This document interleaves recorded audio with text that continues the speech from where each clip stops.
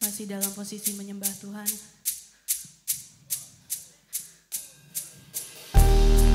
Kita mengangkat hati kita kepada Tuhan yang bisa melakukan mujizat di dalam hidup setiap kami. Let us sing of His love, for He is more than able to heal you.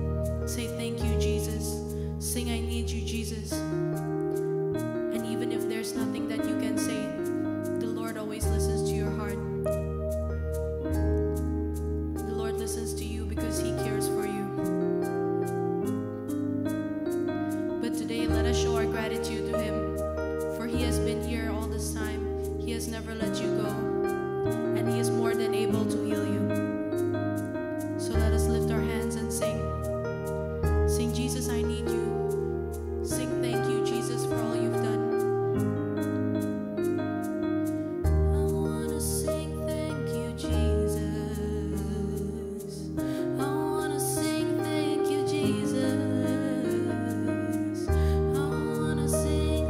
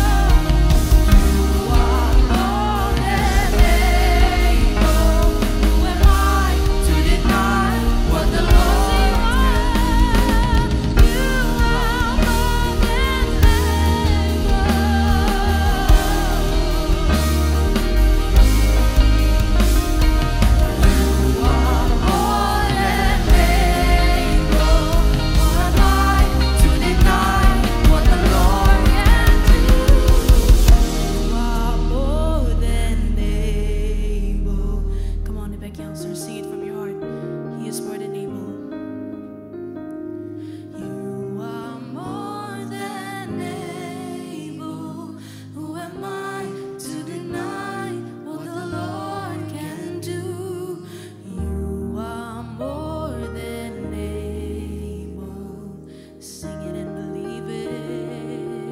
You are more than able. Who am I to deny what the Lord can do? Thank you, Jesus. Thank you for letting us be here to praise and worship you today, Lord. Today we want to listen to your word.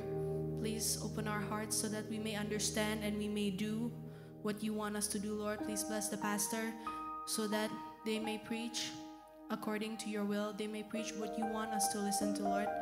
In Jesus' name we pray. Amen. Oke, nah sekarang kita memasuki bulan yang baru.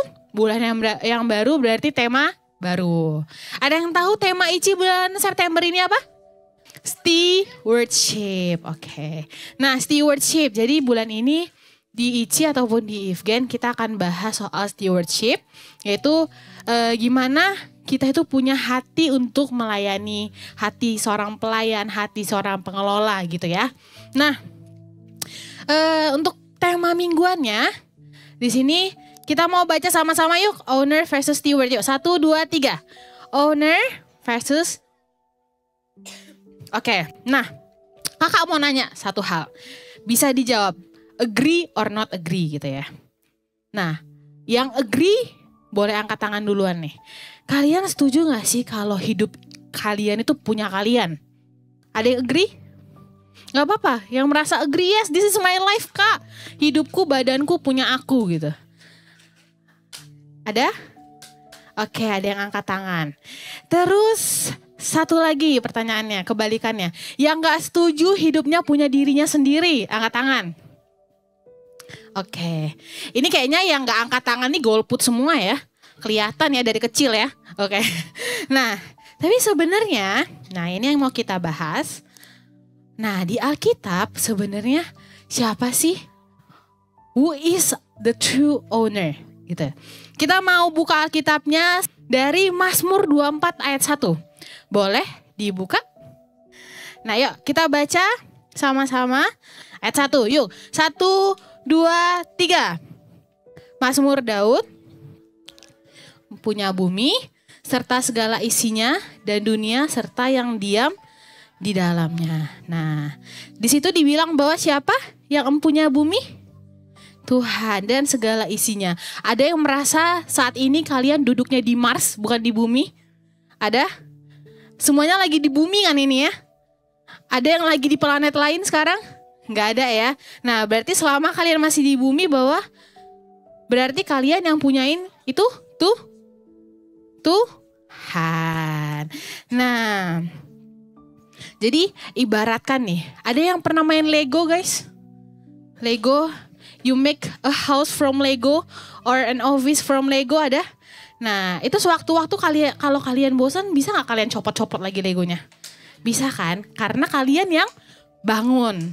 Nah tapi karena hidup ini bukan, tadi kan dibilang di Mazmur hidup ini punya Tuhan. Jadi bukan kesimpulan sih. Jadi bisa ditarik tuh suatu garis bahwa hidupnya kalian itu gak bisa seenaknya kalian ubah-ubah. Gak bisa seenaknya kalian ganti-ganti. Karena yang punya hidup bukan kalian, tapi Tuhan. Jadi itu sebenarnya banyak yang salah kaprah ya. Jadi misalnya nih, ada dulu aku punya temen gitu. Temen aku tuh jenius banget. Kayak dia kayak Olympics, Math Olympics ya. Dia the winner of Math Olympics di kota ya, di setingkat provinsi gitu. Nah, tapi dia memang agak sombong dan dia bilang bahwa this is because of my hard working. Tanpa aku belajar semalaman, les sana sini, segala macem, itu aku nggak mungkin bisa kayak gini. Ini kerja keras aku. Nah cuman sewaktu-waktu dia sakit guys. Di hari dia harus Olympics yang nasional. Dan dia gak bisa ngerjain dan gak bisa join the competition. Nah orang kadang berpikiran bahwa oh hidupku ini tuh punya aku. Semua yang aku lakukan itu karena kekuatanku. Karena aku pinter, karena aku kerja keras selama ini. Tapi mereka lupa di balik semua itu ada Tuhan. tanpa penyertaan Tuhan, tanpa kesehatan yang diberikan Tuhan, tanpa nafas yang setiap pagi ada nafas baru yang diberikan Tuhan, itu nggak bisa ngapa-ngapain. Kita cuman raga doang, just this body. Sebenarnya this body itu hanya benda mati. Tapi ketika karena ada penyertaan Tuhan, ada nafas dari Tuhan, kita bisa alive, kita bisa hidup gitu. Sama kalau misalnya kalian lagi ujian, terus tiba-tiba kalian diare, itu konsen gak belajarnya kalau setiap 5 menit sekali ke toilet? Konsen gak kira-kira? Bisa gak? Udahlah mam, surat dokter aja besok gitu. Siapa yang kayak gitu?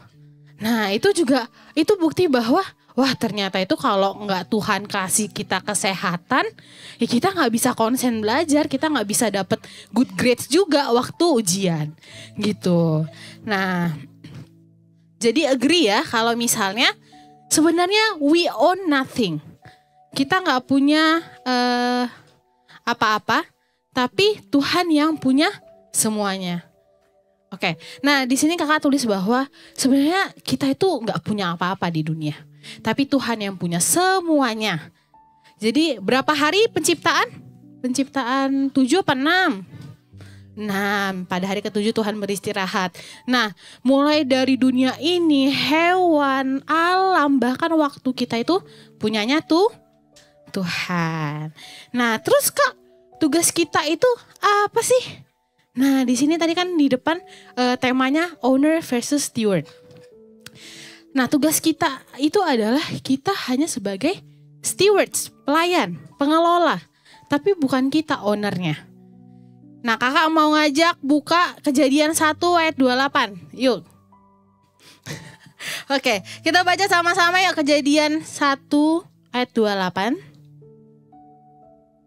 Yuk, 1, 2, 3. Lalu Allah berfirman kepada mereka, dan bertambah banyak, penuhilah bumi, berkuasalah atas dan atas segala binatang yang merayap di bumi. Nah dari ayat situ sebenarnya dibilang bahwa tugas manusia itu adalah fill the cover of the world, subdue and rule over the creation. Jadi sebenarnya di situ udah jelas bahwa Tuhan bilang bahwa manusia itu bukan pencipta. Manusia itu, kita masih manusia kan ya? Masih ya? Ada yang merasa dirinya bukan manusia di sini? Nggak ada ya? Alien, oke, alien juga ciptaan. We are not owners but stewards. Stewards itu tugasnya apa? Manage, mengelola, mengendalikan, caretakers. Di situ udah dibilang ya bahwa kita punya role untuk mentaklukkan dan menata dunia ini. Jadi semua yang kita punyai sebenarnya itu adalah hal-hal yang dititipkan Tuhan ke kita, yang dipercayakan Tuhan ke kita. Jadi termasuk apa? Termasuk potensi kalian. Ada yang di sini kalau tadi ibadah sebelumnya, Kak aku potensinya sayang sama hewan gitu. Di sini ada yang potensinya juga suka melihara hewan. Nah oke, ada potensi yang lain misalnya bisa gambar gitu, ada? Nah itu potensi, nah itu sebenarnya hal yang dititipkan Tuhan ke kalian. Jadi apakah itu dititipkan secara cuma-cuma? Enggak, karena Tuhan punya objektif, punya purpose, punya tujuan di hidup kalian. Selanjutnya, duty kita apa sih sebagai stewards-nya Tuhan, sebagai pelayannya Tuhan? Yang pertama, kita serve and bless others. Kita serve God. Ini kakak mau ngajak buka Kolose 3 ayat 23. Yuk kita buka Kolose 3 ayat 23. Oke, yuk kita baca yuk. 1, 2, 3. Apapun juga yang kamu perbuat, seperti untuk Tuhan dan bukan untuk manusia. Nah ini yang mau Tuhan bilang bahwa tugas kita itu adalah sebagai pelayan. Karena kita melakukan segala sesuatu itu untuk Tuhan. Bukan untuk manusia, bukan untuk diri kita sendiri. Selama kita manusia, kita gak bisa ngelakuin itu untuk diri sendiri ataupun untuk manusia lain, tapi untuk Tuhan. Yang kedua adalah to manage what God entrusted. Untuk mengelola apa yang Tuhan percayakan. Yuk kita buka Matius 25 ayat 14 sampai 30. Enggak usah dibacakan. Matius 25 ayat 14 sampai 30. Itu tentang apa? Di situ? Perikopnya tentang apa? Perumpamaan tentang talenta. Nah, di situ dijelaskan bahwa setiap kita itu dikasih talenta, sama kayak hamba dan tuan. Ada 3 hamba yang dikasih talenta yang berbeda-beda kan ya. Berapa talenta aja? 5, 2, dan 1. Nah, tetapi ada hamba yang tidak mengembangkan talentanya. Yang hamba terakhir, yang hamba yang cuman punya 1 talenta. Nah, di situ dibilang bahwa itu adalah hamba yang jahat dan malas. Karena semuanya itu sebenarnya Tuhan udah create, udah kasih, udah provide tuannya, ya harusnya dikembangkan. Dan yang duduk, yang bisa masuk ke dalam, masuk dan bersama-sama dengan tuannya hanya hamba yang pertama dan kedua. Yang bisa mengembangkan talenta. Gitu ya. Jadi jadi memang di situ dijelaskan bahwa sebenarnya ya apa yang Tuhan titipkan ke kita itu harus dikelola, dimanage dengan baik.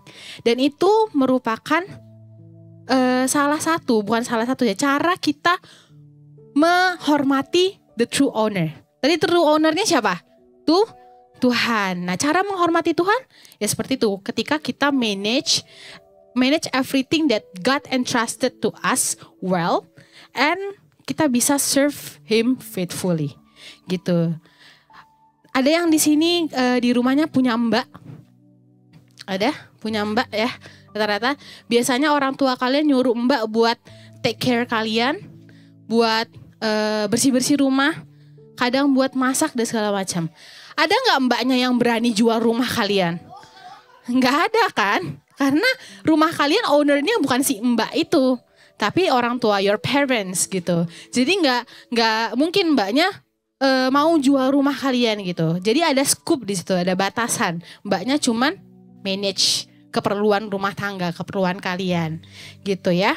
Nah, di sini ada kakak bikin tabelnya, perbandingannya apa? Jadi kalau misalnya kelihatan nggak ya? Kalau misalnya owner, God, dia sifatnya creator, ya kan? Dia create something. Tapi kalau kita as steward, we cannot create something. Walaupun Kak Thomas Alva Edison bisa kok, bukan Edison-nya, Edison. Thomas Alva Edison bisa kok create something, dia founder kok gitu. Tapi jangan lupa, otaknya, kecerdasannya dari siapa? Dari Tuhan. Jadi asalnya yang create tetap Tuhan gitu ya. Terus tentang ownership, yang punya, kepunyaan, kepemilikan. Kepemilikannya ownernya kalau misalnya Tuhan itu dia full ownership karena dia yang create. Tapi kalau kita nggak punya that ownership di dunia ini. Terus yang ketiga worthiness, kita kelayakan ya, layak. Sebenarnya nanti kita bahas di slide selanjutnya bahwa sebenarnya Tuhan itu memang dari awal tuh udah naturally worthy ya. Tapi kalau misalnya manusia kayak kita, ada yang nggak bisa, ada yang pernah nggak buat dosa? Ada yang tidak pernah berbuat dosa di sini? Nggak ada ya? Nggak mungkin? Oke, yes, tidak mungkin gitu. Nah, setiap hari kita pasti ada buat dosa gitu. Nah, jadi sebenarnya kita sinners, kita pendosa dan kita sebenarnya nggak layak. Tapi through Jesus kita jadi layak. Makanya di sini kakak bikin bahwa kelayakan kita menjadi pelayannya Tuhan, menjadi partnernya Tuhan itu dibuat made worthy through Jesus. Yang terakhir, role sebagai pemilik, sebagai owner, Tuhan itu God, Tuhan itu memerintah, commands and provides. Dia bisa karena dia because it's own creation, it's his own creation, dia bisa memerintah dan memprovide. Tapi kalau kita tugasnya role-nya serve and manage. Jadi kelihatannya beda role-nya ya antara owner dan stewards gitu ya. Nah, terus living for the owner. Jadi sebenarnya tugas kita itu inti dari semuanya apa sih? Setelah kita tahu perbedaan antara owner dan steward. Nah, buka 2 Korintus 5 ayat 15. Yuk kita baca yuk. 1, 2, 3. Dan Kristus telah mati untuk semua orang, supaya mereka yang hidup tidak lagi hidup untuk dirinya sendiri, tetapi untuk Dia yang telah mati dan dibangkitkan untuk mereka. Nah, jadi di sini tadi kan sebelumnya kakak bilang ya, sebenarnya kita nggak layak loh jadi partnernya Tuhan. Kita nggak layak jadi pelayannya Tuhan. Tapi kita nggak layak karena ada dosa dan kita pendosa. Dan dosa itu adalah yang membuat kita berjarak sama Tuhan, gitu ya. Nah, tapi di sini, but Jesus chose us to be His partners because of Him we are made worthy. Kenapa? Cara Tuhan membuat kita layak menjadi partnernya dengan menebus dosa dan mati di kayu salib. Nah, Dia rela mati. Tapi sebenarnya ya, ibaratkan kalian Tuhan Yesus. Kalian sebenarnya punya hak untuk memilih gak sih untuk gak mati di kayu salib? Because He is God. Dia bisa aja milih, ngapain manusia-manusia itu aku selamatkan gitu ya. Kalau julidnya seperti itu gitu. Nah, tapi karena kasih Tuhan yang luar biasa, Dia bilang bahwa manusia itu berharga. Makanya Tuhan tuh mau menebus dosa-dosa kita dan menjadikan kita layak gitu. Nah, cara kita untuk menghidupi itu seperti apa? Ya tadi kita menjadi partnernya Tuhan, dan tadi tugasnya udah kakak sebutkan ya sebelumnya ya, bahwa kita nggak hidup lagi karena kita tahu hidup ini bukan punya kita. Kita nggak hidup untuk our own glory, untuk nama kita sendiri, untuk kemuliaan nama kita. Tapi kita hidup untuk serve and manage everything that God entrust to us. Jadi tadi kalau misalnya di small group ibadah 1 ada yang bilang, Kak, aku dapat bahwa ternyata hidupku itu bukan untuk dilayani tapi melayani. Jadi jangan cuman kita nuntut, oke, aku harus dilayani, makan disodorin dan segala macam. Tapi perlu ada pertanyaan, kita pernah gak sih melayani orang gitu? Jangan menuntut sesuatu yang sebenarnya kita juga gak ngerjain gitu ya. Oke, sebagai penutup sebelum small group, kakak mau ngajak kita buka Roma 11 ayat 36. Yuk, Roma 11 ayat 36. Yuk, 1, 2, 3. Sebab itu adalah dari Dia dan oleh Dia dan kepada Dia. Bagi Dialah kemuliaan sampai selama-lamanya. Nah, jadi diharapkan bahwa kita udah tahu posisi kita sebagai pelayan, sebagai pelayannya Tuhan, sebagai partnernya Tuhan. Karena sesuatu itu darinya Tuhan, punyanya Tuhan, dan kita tugas kita adalah sebagai mencari tahu apa maunya Tuhan di hidup kita. Mencari tahu bahwa Tuhan itu gak create kita, gak kasih kita potensi yang sia-sia tanpa tujuan tertentu. Dan biasanya tujuannya untuk jadi berkat buat banyak orang. Oke, kita mau small group. Bagi saudara-saudara yang diberkati Impact Community Indonesia dan ingin memberikan persembahan atau donasi, dapat disalurkan ke rekening Bank Gereja Impact Community Indonesia dan Yayasan Tangan Pengharapan, serta QR Code BCA Mobile, GoPay, OVO, Dana, Shopee, dan Link Aja. Ibadah Impact Community Indonesia menjadi 5 sesi. Ibadah jam 8 pagi, jam 10, jam 12 siang, jam 3 sore, dan jam 5 sore. Seluruh ibadah berlangsung onsite di Mall of Indonesia, lantai P3, Kelapa Gading, Jakarta Utara. Bagi jemaat yang ingin mengikuti secara online, ibadah live streaming dapat diikuti pada pukul 10 pagi waktu Indonesia Barat di YouTube Impact Community Indonesia. Mari bersama-sama untuk datang dan mengikuti 60 Minute Worship secara onsite setiap Rabu malam pukul 19.30 waktu Indonesia Barat, langsung di Gereja Impact Community Indonesia, Mall of Indonesia lantai P3. Mari bawa keluarga dan ajak orang-orang yang Anda kasihi. Impact Community Indonesia Friday Service, ibadah setiap hari Jumat yang ditayangkan secara online pukul 19 waktu Indonesia Barat. Ibadah Saturday Service, ibadah Sabtu Impact Community Indonesia ditayangkan online setiap Sabtu pukul 19 waktu Indonesia Barat di YouTube Impact Community Indonesia. Setiap ibadah online Impact Community Indonesia sudah tersedia subtitle dalam bahasa Indonesia, bahasa Inggris, dan Mandarin. Anda dapat mengaktifkan dengan klik tombol CC atau closed caption pada layar Anda. Spesial bagi kaum muda, ibadah Impact Youth pukul 17 waktu Indonesia Barat di Mall of Indonesia lantai P3. Bagi jemaat di luar kota Jakarta dapat menyaksikan ibadah Youth secara online di YouTube Impact Community Indonesia. Bagi Anda yang ingin tahu lebih banyak tentang firman Tuhan, dapat bergabung dalam Bible Study Impact Community Indonesia melalui virtual setiap 2 minggu sekali pada hari Sabtu, pukul 9 pagi waktu Indonesia Barat. Pendaftaran ini gratis dan dapat dilakukan dengan mengisi form registrasi melalui scan QR Code atau dapat menghubungi nomor yang tertera di layar Anda.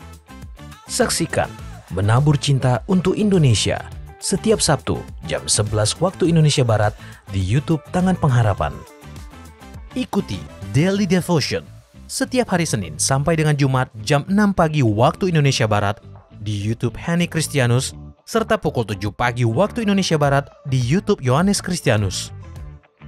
Impact Community Indonesia memiliki sebuah komunitas untuk kita bertumbuh bersama. Bagi Bapak Ibu Saudara yang ingin bergabung di Komsel Impact Community Indonesia, dapat mengisi link form pendaftaran di bawah ini. Bagi Anda yang rindu menjadi jemaat Impact Community Indonesia, dapat mengisi Google Form atau scan QR Code di layar Anda. Saudara dapat mengirimkan permohonan pelayanan doa dan konseling, atau jika Anda memiliki doa yang terjawab, serta kesaksian atas jawaban doa Anda, melalui Google Form, WhatsApp, atau email impactcommunity.id@gmail.com. Bagi Anda yang rindu untuk dibaptis, Anda dapat mendaftarkan diri Anda dengan scan QR Code yang ada di layar kaca atau menghubungi kami di 0811 9777 745. Tangan Pengharapan memproduksi merchandise Positive by YTP dan batik Tangan Pengharapan untuk menolong pendidikan anak-anak pedalaman Indonesia. Pembelian dapat dilakukan di online store Tangan Pengharapan, di Tokopedia, Shopee, dan WhatsApp merchandise Tangan Pengharapan di 0813 1100 5568. Temukan dan ikuti media sosial kami di YouTube dan Instagram Impact Community Indonesia.